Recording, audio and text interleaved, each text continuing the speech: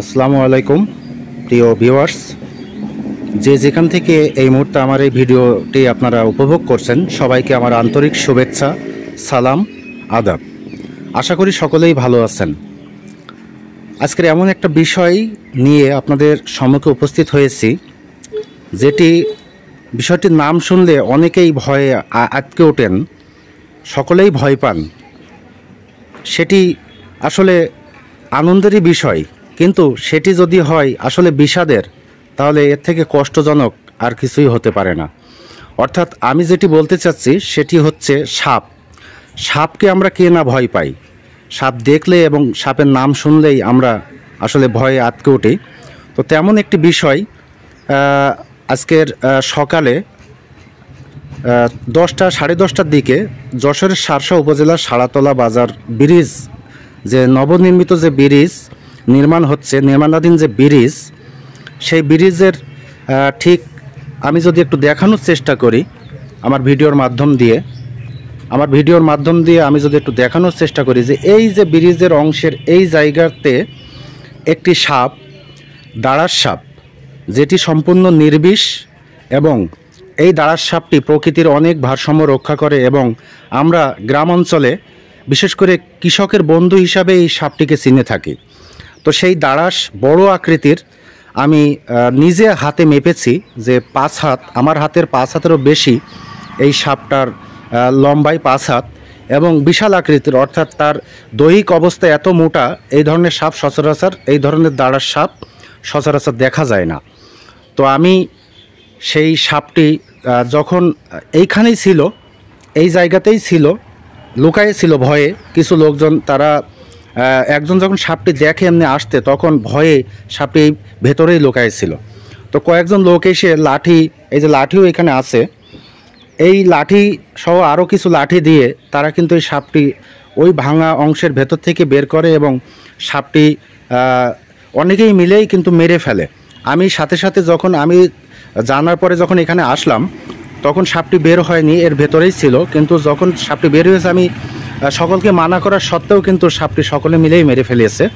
অর্থাৎ আমি বলেছি এটি উপকারী সাপ, এটি কৃষকের বন্ধু সাপ, এটি হচ্ছে নির্বিষ সাপ, এটি কামড়ালে মানুষের কোনো ক্ষতি হয় না, মানুষ মারা যায় না, এবং এটি ইঁদুর খেয়ে কৃষকের বড় ধরনের উপকার করে। তারপরেও কিন্তু এই সাপটি মেরে ফেলেছে। আমি সেই সাপটি এখন একটু দেখানোর চেষ্টা করছি। প্রিয় দর্শক, আপনারা একটু দেখতে থাকুন। আসলে আমার খুব ব্যক্তিগতভাবে কষ্ট লেগেছে, জানি না আপনাদের কষ্ট লাগবে কি না। তো আমি একটু সাপটি দেখানোর চেষ্টা করি। এই যে দাঁড়ার সাপ, এই দাঁড়ার সাপটি দেখেন কতটা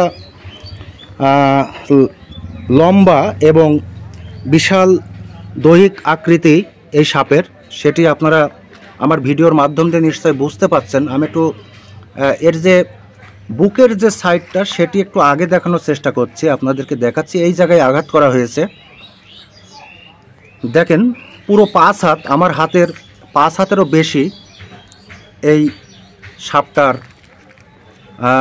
লম্বা, 5 হাত লম্বা। দেখেন দর্শক, আসলে খুবই কষ্ট পেয়েছি আমি বারবার বলার সত্ত্বেও। সেই লোকজনগুলোকে আমি থামাতে পারিনি, যেটি একটি উপকারী সাপ, নির্বিষ সাপ, এটি প্রকৃতির ভারসাম্য রক্ষা করে এবং কৃষকের বড় ধরনের উপকার করে। অর্থাৎ কৃষকের ফসল যে ইঁদুরে ক্ষতি করে, সেই ইঁদুরের হাত থেকে কিন্তু ফসল রক্ষা করে, অর্থাৎ ইঁদুর খেয়ে ফেলে এই দাঁড়ার সাপ। তো সেটি একটু দেখানোর চেষ্টা করছি। এর বুকের যে সাইডটা সেটি দেখাচ্ছি। আমি একটু আসলে লম্বা থেকে যদি সাপটি দেখানোর চেষ্টা করি, তাহলে এভাবে একটি লাঠিও কিন্তু 5 হাতের লাঠিও কিন্তু আছে। সাথে সাথে দেখেন একদম 5 হাতের যে লাঠি এবং সাপ, এর যে উচ্চতা সেটি কিন্তু সম পর্যায়ে পৌঁছে গেছে। অর্থাৎ 5 হাত এই সাপটি, পুরো তার কিছুটা বেশি ছাড়া কম হবে না। এই দাঁড়ার সাপটি সম্পূর্ণ নির্বিষ সাপ, কৃষকের বন্ধু, প্রকৃতির ভারসাম্য রক্ষায় এই সাপের অবদান অনস্বীকার্য।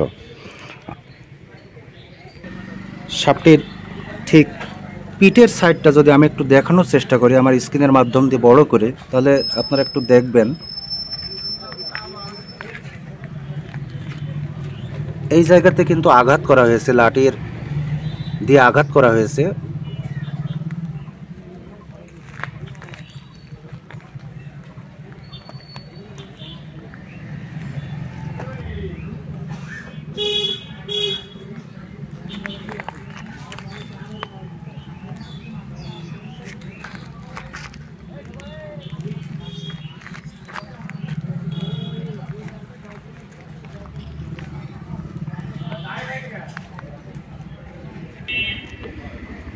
আসলে প্রিয় ভিউয়ার্স, আমার ব্যক্তিগতভাবে অনেক কষ্ট পেয়েছি আমি সাপটি মেরে ফেলাতে। আপনাদের কাছে দয়া করে আমি বিনীতভাবে অনুরোধ করব, আপনারা যখন এই ধরনের সাপ, বিশেষ করে এই দাঁড়ার সাপ দেখবেন, তখন কেউ দয়া করে এই দাঁড়ার সাপটি মারবেন না। কারণ এটি সম্পূর্ণ নির্বিষ একটি সাপ, এটি কামড়ায়ও না এবং কামড়ালে কারো ক্ষতিও হয় না, কেউ মারাও যায় না। এটি সম্পূর্ণ উপকারী একটি সাপ, কৃষকের উপকারী একটি সাপ। এদের জীবন ধারণ হয় মূলত ইঁদুর খেয়ে, গাছের ফলমূল খেয়ে, ক্ষতিকর পোকামাকড় এরা খেয়ে জীবন ধারণ করে। তো এই ধরনের সাপ যদি আপনারা কোথাও দেখেন, অবশ্যই তাকে বাঁচার সুযোগ দিবেন। আপনারা প্রকৃতি থেকে এই সাপটি ধ্বংস করবেন না, এই আহ্বান রাখছি। আর এই সাপটি মেরে ফেলাতে আপনাদের ব্যক্তিগতভাবে যারা আমার এই ভিডিওটি দেখছেন, তাদের মন্তব্যটি আমি আসলে কমেন্টসের মাধ্যম দিয়ে জানতে চাই। এবং আমার এই ভিডিওটি বেশি বেশি লাইক করবেন এবং শেয়ার করে অন্যদেরও দেখার সুযোগ করে দিবেন, এবং অন্যদের সচেতন করার জন্য আপনারা এই ভিডিওটি শেয়ার করবেন। সকলের সুস্বাস্থ্য, দীর্ঘ জীবন কামনা করে আজকের মতো আমার এই ভিডিও এখানেই শেষ করছি। আবারও দেখা হবে সামনে কোনো নতুন ভিডিও নিয়ে।